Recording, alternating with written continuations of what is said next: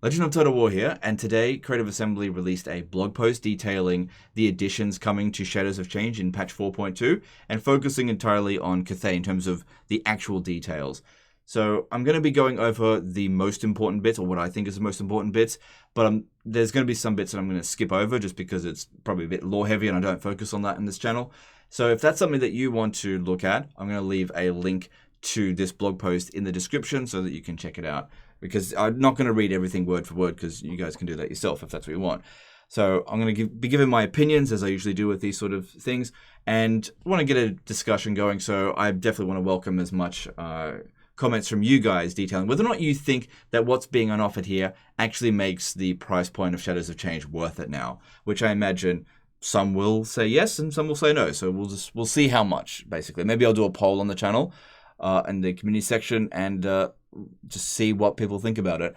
Okay, so this blog post here is apparently written by Richard Aldridge. I say apparently because you never really know. This could have been written by PR because a lot of the time these blog posts, they all read in terms of style pretty much the same. This could have been written by Rob Bartholomew or Roger Cullum, and I would not be able to tell the difference. So they just sort of, maybe they just get PR to write what they think is the best PR statement and then just slap a name on them and go, okay, that person, this is this person's words, basically. I don't know. But anyway, reflecting on Shadows of Change.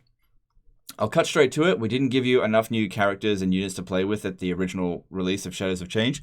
We believe we can put this right for you. Having listened to your feedback these past months to provide you with better, more varied options for your armies, we know that you, our community, are as passionate about the game as we are, and we're pleased to say that many of your suggestions are being enacted upon. Not all ideas and requests are possible, though. The era of Karl Franz is, as you've come to expect, a rich and exciting setting for Total War, and we work closely with the Warhammer studio to ensure that the content for this era of Warhammer is as faithfully represented in our game as possible. All of the forces featured within the Shadows of Change DLC can look forward to a sizable collection of reinforcements, but we won't be adding Hag Mothers as generic lords, as Mother Ostankia is the only Hag Mother of Kislev. Okay, so I just want to stop for a moment and comment on this. I've been getting a fair few leaks over the past few months, ever since leaving the partner program. Some of the stuff that has been leaked to me has been accurate, but this is one of those things that was not accurate. So I believe I was told that Hag Mothers would be coming as generic lords. So that's incorrect. This is why it's always important that whenever I give a leak to you guys, that I mentioned that you should take it with a pinch of salt. It's not gospel. It's not necessarily going to come into the light of day. It's just rumors. So that is something that was incorrect. Now, it's okay if they don't have Hag Mothers, but Ostankia specifically needs someone other than Boyars or Ice Witches to command her armies, because it just feels really weird currently. But each of the new races are getting a new lord, so I imagine that for Kislev, which hasn't been detailed yet, that character will be the one that's more aesthetically pleasing for Ostankia. But we'll have to just wait until the actual Kislev blog comes in, which will be the last one because the next one is apparently Zinch. So similarly, the relationship between Gospodars and Ungals is taking a backseat as we look less at the tensions of historic Kislevite culture and more at what defines Kislev as a unified military force in the era of Karl Franz. Similarly, we won't be adding beaks to Tzaangors. How dare you? How dare you, Creative Assembly?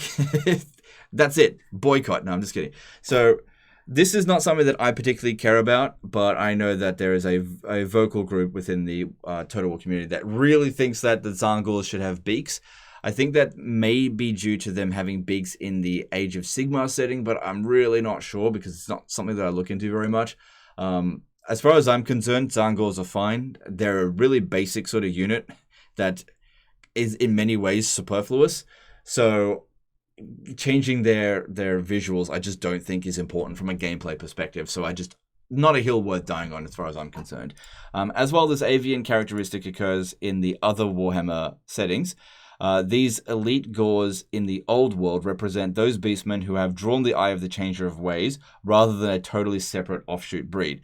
But as ever, we aim to ensure that whatever we do add to Total War Warhammer 3 is an authentic and experience of the world of Warhammer as possible. Cool. I'm fine with that personally. I just don't care. Anyway, what to expect moving forward. Looking to the future, the team and I love the Warhammer universe and want to make as much content for it as possible, whether that be to add further exciting characters like the Golden Knight. So that's was a leaked legendary hero for Kislev, I believe. Spectacular units and creatures. Yes, I'm looking at you, Mighty Hotpot, or other unexplored lore. We plan to make many more DLCs for Total War Warhammer 3, with some of them like Thrones of Decay, following the same premise and composition as Shadows of Change, where we will add and develop 3 existing races from across the Warhammer world, accompanied by our patches and updates. This will give us the opportunity to go back to some of your most beloved races and give them some attention. Below, I have laid out what you can expect to see for Shadows of Change and Thrones of Decay in terms of the content and features for these products moving forward. Okay, so I just want to just circle back to this here specifically. This is an area where I think Creative Assembly sort of underestimated what they were doing in the value of the content they were launching for Warhammer 3. Anything that comes out for Warhammer 3 will always be compared back to Warhammer 2 because Warhammer 1, Warhammer 2, and Warhammer 3 are essentially the same game, right? They're just different stages of the development. Now, Warhammer 2 offered content at a specific price point with a certain amount of value, and this came with a sizable amount of content for relatively cheap cost. It was like $12 or something, and it oftentimes, especially in the later stage of Warhammer 2, came with some of the best race reworks we've ever seen. So things like the Silence and Fury, Warden and Paunch, these kind of DLCs, they came with major overhauls of particular races. And with Shadows of Change, we didn't get any of that. Now, the reason why that's important is because it provides value for people that don't necessarily get the DLC, so that at least the existing race that they've still got access to changes in a much more beneficial way. And it also gives you some incentive to actually purchase the DLC and support the development of the game. Whereas the DLC for Warhammer 3 has really focused on if you buy it, you get everything, and if you don't buy it, you get next to nothing. Because the legendary heroes that have been added do not provide anywhere near as much value as the free legendary lords that came with Warhammer 2. So this is what I'm talking about providing the same amount of value. They've gone backwards in terms of how much content is being produced per DLC, and they've increased the price, even when adjusting for inflation.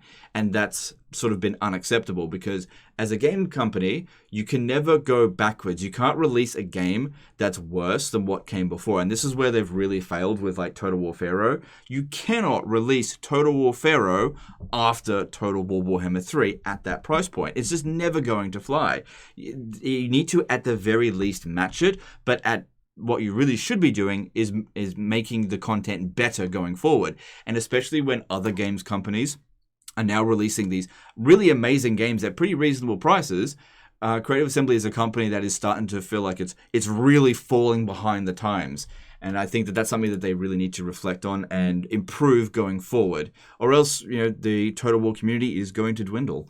Anyway, so the DLC content being offered now is 3 Legendary Lords, each playable in the Realms of Chaos and Immortal Empires campaigns. I'm curious, how many of you guys actually play the Realms of Chaos campaign? Because I've barely given this a thought since Immortal Empires came out. Because the gameplay that's on offer is usually way better in Immortal Empires than in Realms of Chaos, even for the DLC characters. Obviously, the original characters in the Realms of Chaos, absolute trash experience, 0 out of 10s basically.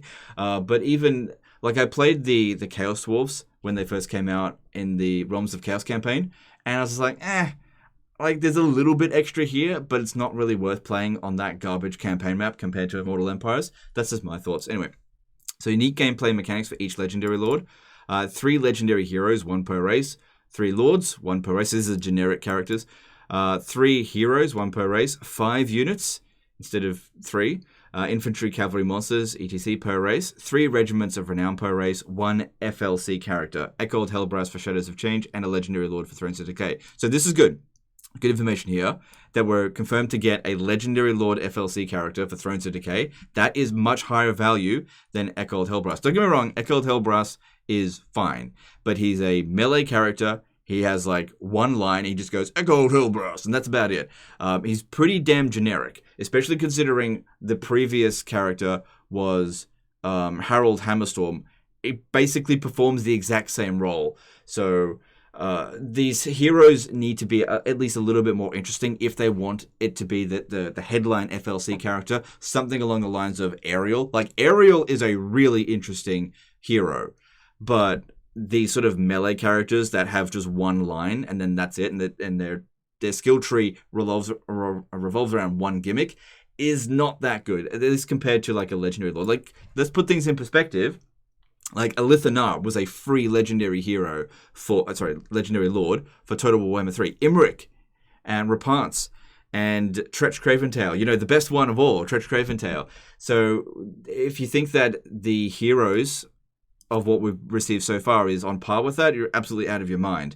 So a new legendary lord for free for Thrones of Decay really adds a lot of value for people that maybe just aren't going to purchase the DLC at that point in time. So that's good that we're getting legendary lords back. It can't just all be legendary heroes. I'm not saying we shouldn't get any legendary heroes as FLC, but gotta get a little bit more value than that, I think, because that's what they did in the past. Like I said, you can't go backwards. Okay, potential further content, new spell laws, new mounts, new additional FLC. So that's good. That's good. Subject to the IP theming of the DLC where applicable. Okay, so what we got at launch compared to what we're going to get with 4.2. Now, I think it's also important to note that it's been nearly 6 months since Shadows of Change first came out.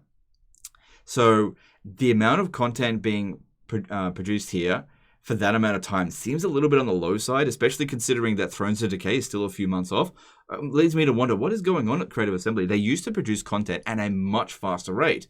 So that's just a bit of a side note. It's not a reflection on the value that's being offered here, but just wondering why is it sort of taking so long these days? There must be a lot of rearranging of staff and stuff going on. But anyway, so what we got previously, 3 Legendary Lords, still going to remain 3 Legendary Lords. I wasn't expecting that to change.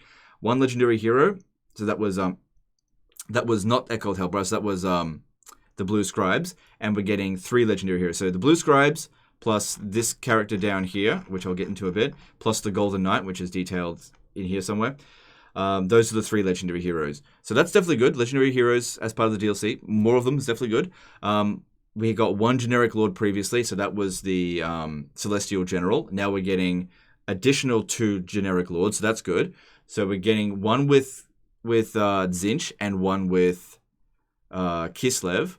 So I'm more interested to see what the Kislev one gets because of Astankia, but it also will be interesting to see what happens with Tzeentch, because at the moment all of the Demons of Chaos kind of follow a very sort of standard generic Lord line where they've got a mortal character and a demon character, and there's not too much difference between them, especially when in the case of Tzeentch, you've got a spellcaster character that's a demon, or a spellcaster character that's a mortal. So, and then that mortal can eventually become a demon prince anyway. And then the difference between the demon prince and the Lord of Change, it's not really substantial enough. So whatever they are bringing out for the new character for Tzeentch specifically, I hope it's just very different from what the other 2 lords that they have on offer is. Then we've got 1 hero, which that was the hag that came with Kislev, and then we're getting 2 more here. So 1 for Cathay, which is detailed down below, 1 for Tzeentch. Again, very interested to see what the new character or new generic hero for Tzeentch is going to be. So previously we got 10 units in total, a ton of new units, and now we're getting an additional 6. So 5 in total, but 2 additional for each race with the units. No additional regiments of renown, which I'm fine with that. I don't consider regiments of renown to be essential parts of a DLC, but I don't know, maybe you guys do. Let me know in the comments. We didn't get any new magic laws, but apparently we're going to get one now.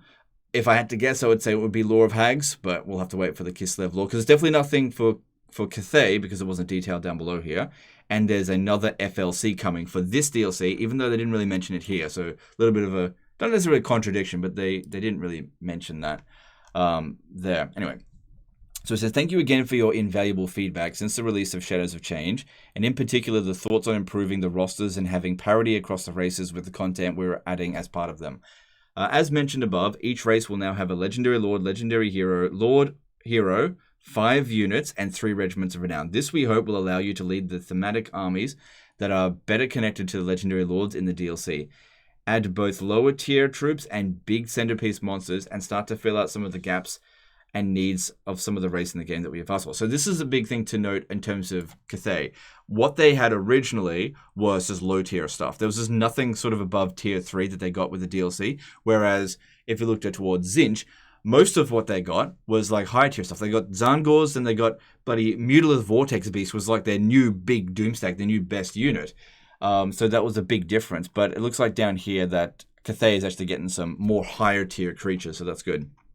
So where possible, with further content, we'll also be adding thematic laws of magic, mounts for new and existing characters to make use of, and making some of the much requested FLC where it makes sense. Cough, cough, Cathay and Sled. So I imagine that's the FLC that is talking about here. So it's not really a FLC character. It's just an extra sled. And this should be apparently free, so you don't need to get Shadows of Change to get it. And that is a more lore-friendly mount for Cathay. Whether or not that's going to be better than a bear, I don't know. And that's kind of what I care about more. Whether or not the content on offer is actually going to have any gameplay usage. Because there are sometimes mounts that you just don't end up using. So we'll just have to wait and see with that. Like, there's got to be some advantage to Cathay and Sled. So otherwise just use bears. Anyway, unless, of course, you like having run a sled. It's up to you. Anyway, I hope that everything I've mentioned above looks more in line with your own expectations for the DLC as we move significantly to bridge the gap our past products like Chaos Dwarfs in what we will offer moving forward, starting with Shadows of Change. Now, onto the exciting stuff you've all come to see. All right. So we'll read out the stuff here. To set the scene, when we went back to look at what we could add to enrich the offering of Grand Cathay in Shadows of Change, we focused heavily on the theme that surrounds the Jade Dragon and his celestial court. Having his eyes and ears everywhere, having the ability to quickly react and protect his empire, to be the emperor in all intents and purposes. This meant plenty of conversations with Games Workshop in looking to find characters and units that best complement this approach, and made sense from a lore perspective. Looking into what we hadn't included previously in Total Warhammer 3 or Shadows of Change quickly helped us to fill in some of the gaps in Grand Cathay's rosters, such as with the Gatemaster and Celestial line. The line in particular was something that almost made the cut for the original release of Shadows of Change, so I'm super excited to see it now in the roster as both a monstrous unit and a mount option. But it also got us to look a little further afield too, as you will see with our first ever legendary hero for Grand Cathay, Satang the Watcher. All right, so this is an interesting character for sure, because this legendary hero is a terracotta sentinel, but also like a bone giant as well, a bit of a hybrid one. So he's got a long range bow, and he can't fly, but he's got these wings. But apparently he can jump a fair bit. So this is the stuff over here that I'm not really gonna read into because it's just lore. You can read that yourself. It doesn't have any gameplay value, which is what I focus on here. So looking at this, above you can see the first step we take when designing and adding. Okay, this is just their design stuff there. I'm not going to focus on that too much. Gameplay overview. This is what I want to focus on. So Satang the Watcher is a giant-sized legendary hero, which, disregarding mounted characters, is a rare sight in Total Warhammer 3. Much like the Bone Giant of the... I did mention that. Of the Tomb King, Satang uses a giant magical bow to fire artillery-grade projectiles into the enemy lines. Satang is also relatively strong in close combat, with good defensive stats and the ability to buff other nearby constructs. Satang doesn't fly, being a construct, even with those mighty wings, but can jump large distances to close the gaps on enemies. So, construct. With the introduction of Satang into the game, we have re-evaluated the role of constructs in the Cathay roster. The Terracotta Sentinel and both Guardian Lions are now considered constructs with the same rules as the constructs found of the Tomb King roster. So what does that mean specifically? Because in the terms of the Tomb Kings, constructs, the only what that like identifier does is pretty minimal. It just means that certain abilities can only target constructs, specifically from Necrotex, but they still are essentially undead. When their leadership gets low, they decay. Is that going to happen now with constructs? Are they no longer unbreakable? Actually, only the Terracotta Sentinel was unbreakable, whereas the Jade and Jet Lions, they were breakable. They could rout. Do they now not rout but just crumble? I'm not entirely sure. Or are there certain abilities which can only trigger on things with the construct tag? I don't know. So what this means is we're going to have to wait and see with that. Tough and heavy. Satang has a high amount of armor, which enables it to shrug off most attacks from non-armor piercing sources. As a heavier character, Satang will be able to send smaller entities flying with ease. Giant bow. Armed with the wind bow, Satang can deliver long-range attacks and singular targeted shots with devastating precision. I think one of the things interesting to note about this character here is probably doesn't have a voice actor attached to it. So doing this kind of stuff is maybe a little bit cheaper for them, which I'm totally fine with them doing that kind of stuff. So interesting to get like a non-sentient sort of character as a legendary hero, but maybe it does actually have some voice lines. Maybe it is sentient. I don't know. We'll see. So then we come to the new generic hero, the Gate Master of the Celestial Cities. So this is definitely something that Cathay needed, a melee hero.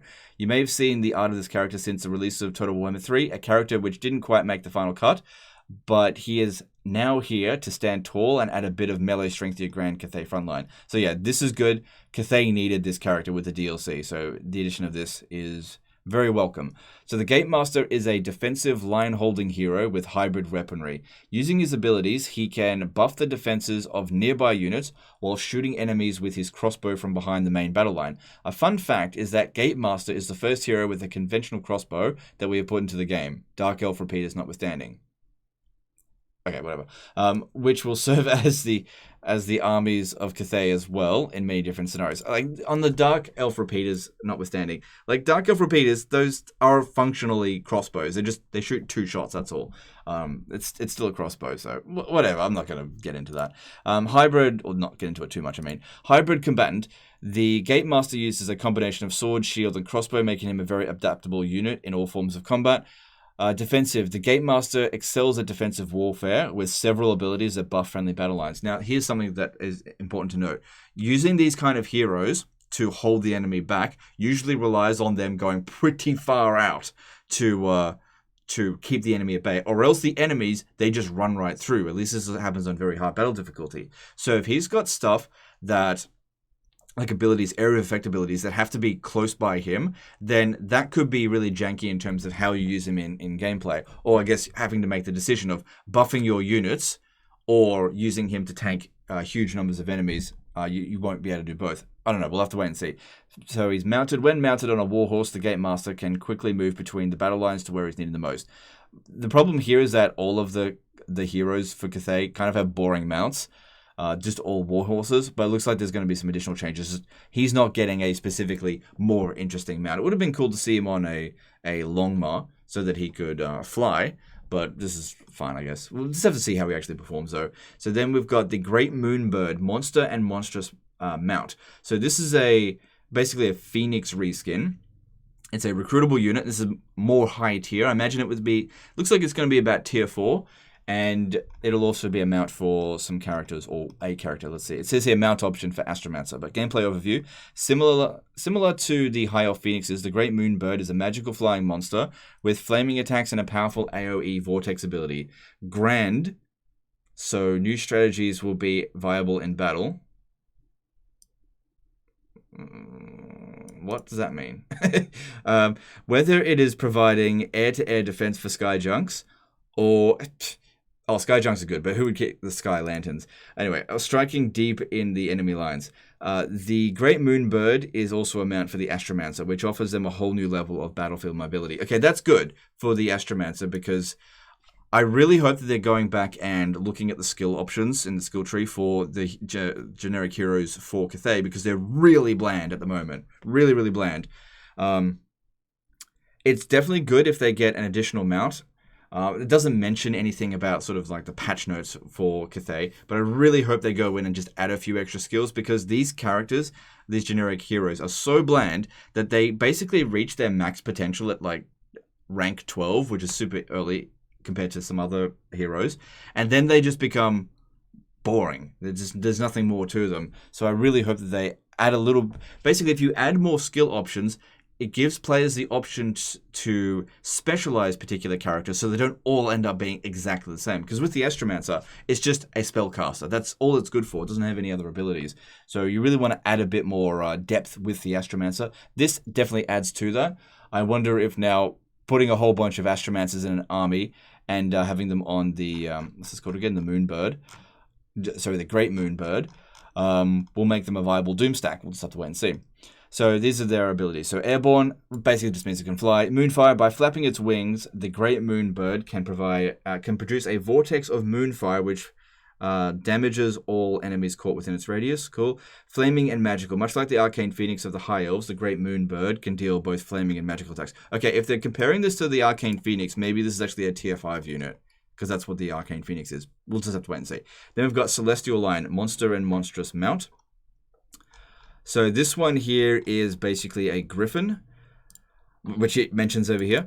So the Celestial Line is another flying single entity monster for the armies of Cathay to utilize. Similar to a griffin or manticore, it is able to provide air support on a budget compared to higher tier units like the Great Moonbird. So Great Moonbird probably is tier 5. And this one here maybe tier 3 or tier 4. Where I think that's suitable, I think, for it. The Celestial General can also make use of this beast as a mount. That's good. That's good for sure. I don't mind the Celestial Generals. They're quite decent melee characters for you. Alright, so fast. The Celestial Lion has an exceptional ground mobility, making it perfect for harassing tactics or flanking. Airborne, yep, so it can fly. Fearsome. By utilizing its Fearsome Roar ability and the Terror attribute, the Celestial Lion can strike fear into the hearts of nearby enemies. That's a Griffin. Griffin have that as well, except their roar is just a passive. So whenever they're... If you go and have a look at like Carl Franz's mount, it's got that roar. It's just an area of effect that provides a leadership debuff that's not fear, so it can't be bypassed by being immune to psychology. So I imagine this pretty much is just a Griffin that's been reskinned, which I don't have a problem with, but that definitely allows them to produce units on a budget when they can just take an existing model and just add a new cone of Phaeton to it. I don't have a problem with that because I think that this is good for Cathay, so that's fine. Okay. Before I end today, I wanted to cover an omission that you may have been hoping for in Grand Cathay's roster update, an elite core infantry unit. There is a very good reason for this, and trust me, we aren't monkeying about it. Okay, so there's a bit of a hint. The first, as we explained, is on keeping on the focus on the Celestial Court and the Jade Dragon. The second being that Celestial Courts don't have a unit of this type to add. That said, we've only just scratched the surface of the possible content we can create for Grand Cathay, and as I mentioned earlier, we have plans to support the game with lots of new content for the foreseeable future. So basically, they're hinting at the Monkey King having some sort of elite infantry edition whenever that comes. So when can you expect patch 4.2 and all of its additions and status have changed? Well, the team is still working flat out to have everything ready for release, but we want to be upfront with you that there is a chance that our intended date could shift slightly. This is the true nature of video game development in spotting those last-minute issues or adding that final polish, which can lead to release dates changing. I don't think most people really have that much of a problem with delays. It becomes a bit of a meme with like thrones of delay, but I don't think Creative Assembly should really take that to heart as like as a true like insult to them. It's just a joke. Just it's okay. It's okay. Like I don't think anyone really minds that Thrones of Delay has been delayed. If the content is worth it, that's fine. The worst thing they can do is release things half-assed before it's ready, just because there's some demand from the community that they just want it now. It's much more important that it's released polished and to good value. It's important to all of us here that we get patch 4.2 right for you, so we won't rush it out before it's ready. As it stands today, we're on track to release in the middle of the month, but like I said, this could shift closer to the end of Feb, depending on how the remaining work goes. I'm optimistic and the team is super energized in getting everything done and ready to put into your hands. Next week, I'll be back with a deep dive on the additional units coming to Zinch, along with confirmation of 4.2's release date. Okay, so all this stuff is interesting stuff. What's coming for Cathay, I think, is good content. Now, the big question I want to ask here is, with this format here, do you guys feel that this is worth $25 now? In keeping track with what happened with Warhammer 2's DLC, My thoughts is that, and also taking into consideration inflation, that it's obviously better value than what was being offered before, but this was really bad value. I mean, really, really bad. So this is definitely better, but I don't think it's quite worth the $25 price point yet in comparison with what they've done in the past with Warhammer 2. If it's not coming with a major overhaul of a race, like a full-on race rework, it just feels like this should be along the lines of $20, but that's just my opinions there. If you feel like this is now worth $25, by all means, buy it. Now, I guess if you've been holding off on Shadows of Change, it's now possible for you to get better deals than what people could get at launch, so you could get it at maybe even less than $20. But that could very easily have been said for all the other DLC that came for Warhammer 2 now. You can get them at like 50% off. So I think the value proposition here is definitely better, and I don't think they're going to get quite as much pushback, but I also don't think it's like, wow, this is amazing, Creative Assembly, you've outdone yourself. This is pretty much meets expectations, not exceeds expectations. And I think that that's fine. That's better than what we've had before, because we've been used to them falling far short of expectations. But at least now this doesn't feel like Shadows of Shortchange. This feels like what it should have been acceptable for release. That's my thoughts with it as well. Trying to be as fair as I possibly can be with that. I think it's you can swallow this, but at the same time, I don't think it's praiseworthy for that price point. Anyway, that's the end of this one here, guys. Let me know in the comments below what you think, whether you agree with me, whether you disagree. Might put a poll on the channel, seeing what your thoughts are. Maybe you'll align with me, maybe you won't. Most important thing here is just to be honest and express our opinions so that Creative Assembly can take that and work with it as best as they can. Anyway, that's the end of this one. Appreciate you guys, and we'll see you next time. Later, guys.